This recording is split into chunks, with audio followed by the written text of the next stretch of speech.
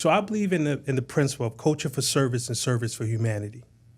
And what that means to me is that I show up every day knowing that people are watching. I chose Ostos Community College.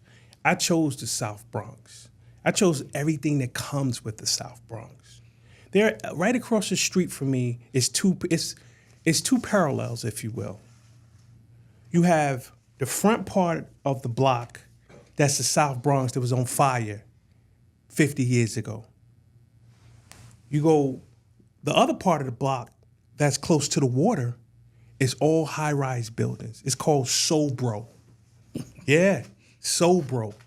So it used to be all those factories and all those things have now been replaced with high-rise buildings. Mm-hmm.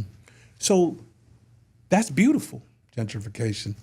The problem with that is that, again, the South Bronx is the poorest congressional district in the United States. Really?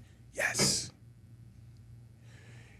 But if you add 20 buildings that have 50 people in 50 apartments in each of those buildings, multiply that out to maybe 2,000 people, 3,000 people, the socioeconomic or the incomes of those folks living in those 20 buildings, I know where you're going with this, can change that rating of the South Bronx. Now let's understand, the other 99% of the South Bronx hasn't changed. I knew you was gonna say. I knew where you was going. So that's the problem.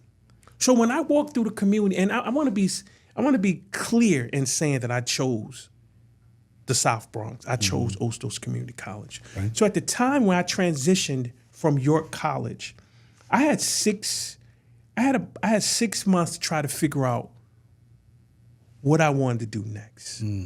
So I'm a God-led man. I have been complaining to God, complaining because of this work and the load, and it's so heavy. And I said, I don't want to do it anymore. The South Bronx or your life call? Life call, and at the time it was Jamaica, Queens. Got it. At York College. Okay. And I kept talking about it. To you and God, or to you and you? To me and God. Okay. Well, actually, to pretty much anybody that listens to me. My wife probably could recite this story for you. So, and God heard me, and I was unceremoniously let go from York College, and I wasn't hurt as much about being fired from a job. That happens. Wow. I was more upset because I felt it was unceremonious. Okay. But God had a bigger picture for me. He said, I want you to relax. I want you to get some rest, because that's all I've been talking about. I want rest. I'm tired. I'm tired. So this moment happened to me. I knew that I would be able to get another job before the year ended. This is June going into July. I knew that. I knew it. But I couldn't sit still. So if the separation happened on July 1, by July 7th, I had already had 5 interviews. Did you take the interviews? Oh yeah, I was in. I'm at the computer at 9:00 in the morning with a suit on. And my wife looking at me like, "What is wrong with you?" Rest. That's what she kept saying to me. And it took about 2 months, and these 2 job opportunities presented itself. So I knew, but it was going to take probably another 2 months. So that's August when I see these jobs. So it's going to take another 2 months. I went to a football game, and a good friend of mine from high school, his son was playing on one team. And then that same high school, my brother-in-law was he's a guidance counselor in the school. He calls the football games. So I get a twofer going to the game.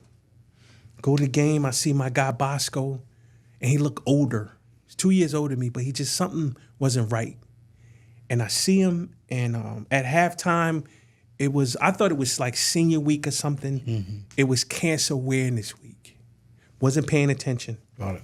He comes off the field, he whispers into my ear.